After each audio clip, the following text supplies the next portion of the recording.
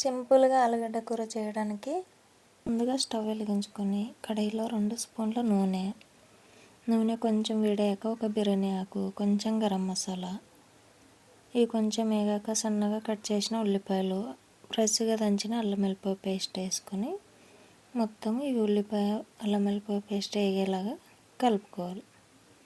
ఇవి బాగా ఇలా వేగిపోయాక సన్నగా కట్ చేసిన టమాటా, కొంచెం కరివేపాకు వేసుకొని కలుపుకోవాలి. ఈ టమాటా బాగా వేగాక ఇంకొకసారి బాగా కలిపాక పసుపు, ఉప్పు, 1 స్పూన్ కారం, గరం మసాలా వేసుకొని కలుపుకోవాలి బాగా. ఈ మొత్తం మసాలాలు కలిసేలాగా కలిపాక 1/2 కప్పు పెరుగు వేసుకోవాలి. పెరుగు వేసాక మొత్తం కలిసేలాగా బాగా కలిపాక ఇలా కలిపిన తర్వాత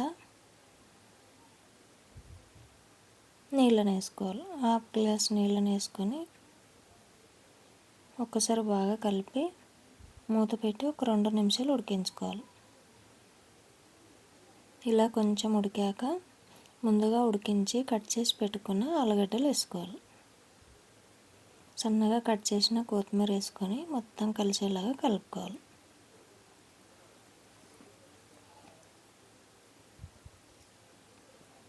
ఇలా బాగా కలిపాక ఇంకా కొన్ని నీళ్ళని వేసుకొని మూత పెట్టి ఇంకొక 5 నిమిషాలు ఉడికించుకోవాలి.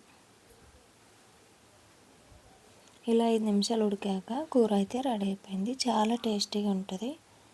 చపాతీ, రోటీ, రైస్లోకి చాలా బాగుంటుంది.